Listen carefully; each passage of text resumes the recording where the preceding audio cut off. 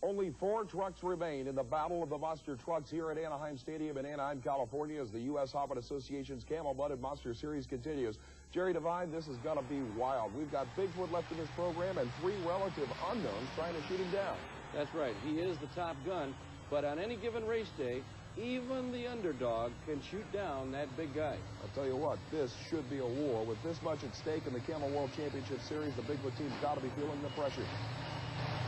All right, here we go. It's going to be Bigfoot with Andy Brass, and he's going to be going against Dale Boucher and the AMPM Rocket.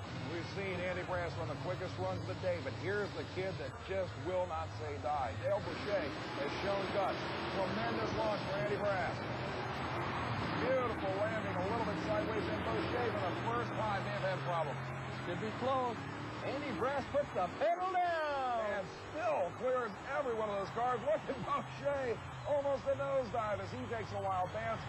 Andy Brass for the second time in a row clears every one of the cars in the finish line. Look at the starting line launch. Look at the elapsed time. 11.22. Man, that's 2 seconds quicker than anybody has gone today. A sideways landing to boot. And then look at this landing here. He completely clears the cars. Brings it down very hard, though. That new racer is awesome. So Bigfoot goes to the final. Now, it's the young rookie, Rob Morris, the Fort Worth, Texas driver, the 4-wheel Crazy Ford. And look who's back in the show. Alan Bezos, still with engine problems, got into the semis as the quickest loser from the previous round. All right, here we go. Both machines on their way. Up, and over for Alan Bezos. Indeed, the Rob Morris-driven Ford, still the engine problems for Bezos. The Rob Morris-driven Ford looks like he's got it. But look at Alan Bezos. You got to give this kid credit. He has survived problem after problem after problem with a wild bounce to come into a semifinal round finish. That kid has done a great job. 4-wheel Crazy doing a great job with 13.42 seconds. That's for sure. That's the quickest run he's made all day long. He's ready for Bigfoot in the final.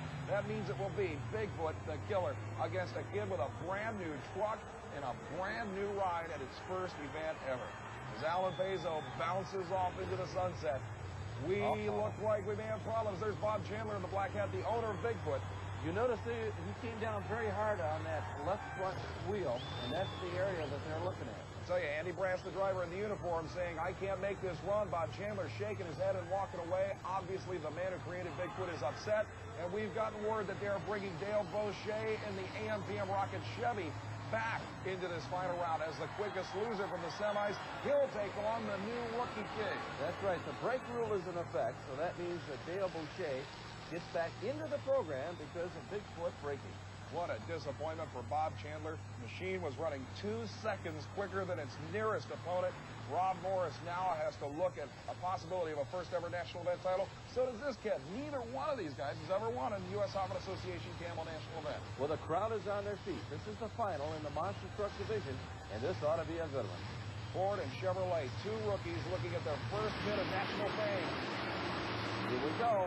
Dale Boucher up and over, brings it down hard. So does the Rob Morris-driven 4-wheel Crazy, and this is going to be a battle. Look at this. Around and around the last time, it is the 4-wheel Crazy. Unbelievable. Look at the fist out the window. The crowd is stunned.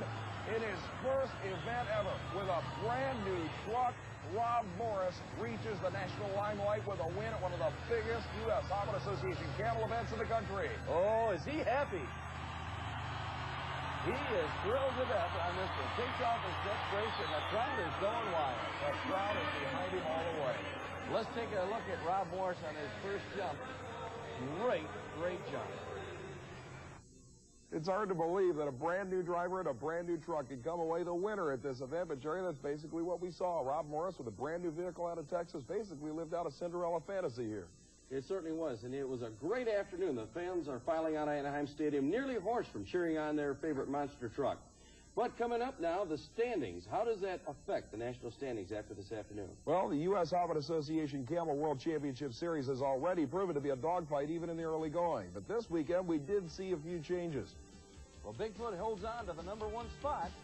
Certainly not by much. Based on the performances earlier in the year by Excalibur and Chuck Hawkins, Rob Fuchs and First Blood, they're hanging on to 2nd and 2. But look where Rob Morris and the 4-wheel Crazy moves into the field in the #4 standings in the $100,000 World Championship Tour. That's right. Taurus will hold down the number 6, Predator number 7, and the AM/PM Rocket and Boss with 9 and 10. So even Alentura with Hercules moved up into the top 10 in this $100,000 World Championship chase. All those drivers doing a tremendous job moving up. And speaking of coming up, National Super Modified standings are next. Well, Brett, it's been a great afternoon of racing here at Anaheim Stadium. That's for sure, Jerry. For the second year in a row, Scotty Kirby dominates the Super Modified mud racing action. And right now, in fact, Kelly is down on the floor of Anaheim Stadium with our winner. With me is Scotty Kirby, winner of tonight's Camel Shootout. Now, Scotty, you have a real interesting story behind your mud race, so tell us about it. Well, it's called the Pit Boss, and I've just put the car together. The guys at Holy Toledo Racing put a new chassis and body on it for me. It's my same old car I've had for the last 4 years, and this is the 3rd year that I've won here at Anaheim. 1 year I didn't race.